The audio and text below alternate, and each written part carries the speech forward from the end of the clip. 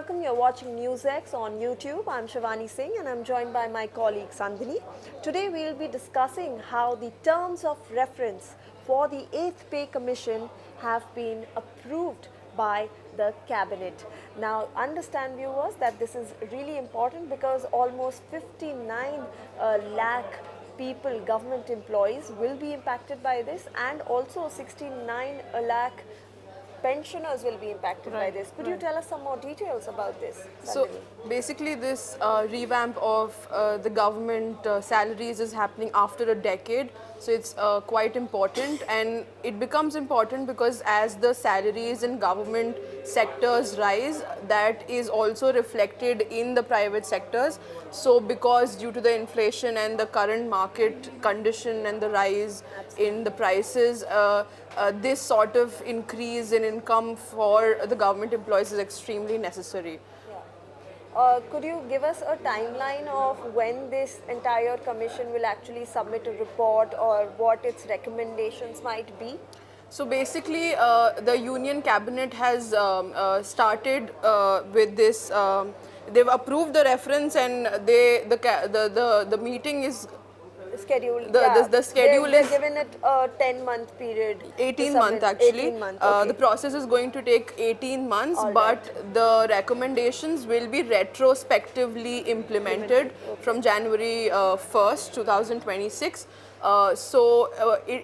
It is foreseen to take some time, and it is speculated that maybe the inflation rates might increase in that period, but that will be accounted, and the implementation of the actual increase in the salaries will start from 2026, 1st January. Right, and I think even the Union Information and Broadcasting Minister Ashwini Vaishnav ji had come forward, and he had stated that the terms of reference, apart from the mandate, the formation and who the members will be, all those things have been finalized, and now the commission just needs to sit down and finalize what the entire structure of and how many actually percentage of hike will be. Because the hike percentage also depends on, as Sandhini rightly pointed out, the governing market conditions and also inflation. So given and looking at the fiscal prudence in the country, that's how the entire hike will be decided. So you can be looking at a hike, an individual might be looking at a hike from around 14,000 rupees to 19,000 rupees. So that's a very significant hike that we will be seeing. There can be also 3-4 brackets in that hike, from 14% to 16% to 18%, and that totally depends on the union budgetary allocation. So if you have a 14% allocation from the government, then you will see a slightly lesser hike. If there is 18% union government allocation, we might see a more significant hike for people going forward, right? Sandhini, any other points that we think we've missed?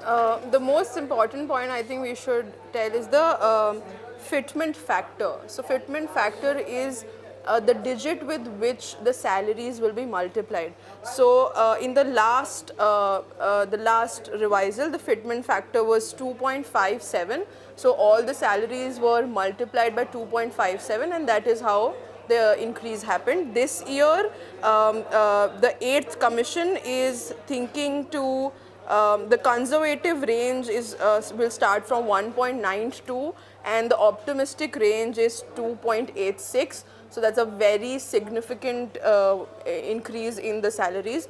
Fitment factors is, like we said, is decided by the inflation, the allocation of the budget, and other factors, right? So clearly, Sandhini, I think even though this comes after a long time, but this is a very welcome step for all the government employees, state government or central government employees, and also for pensioners, because you, apart from your increase in the salary, you will also see an increase in the TAs, the DAs, and everything that comes along with it. So clearly a very important news, and we finally have the terms of reference being approved. That's it from us on this discussion. We will see you with more news and updates. For more such videos, subscribe to the NewsX YouTube channel, hit the bell icon.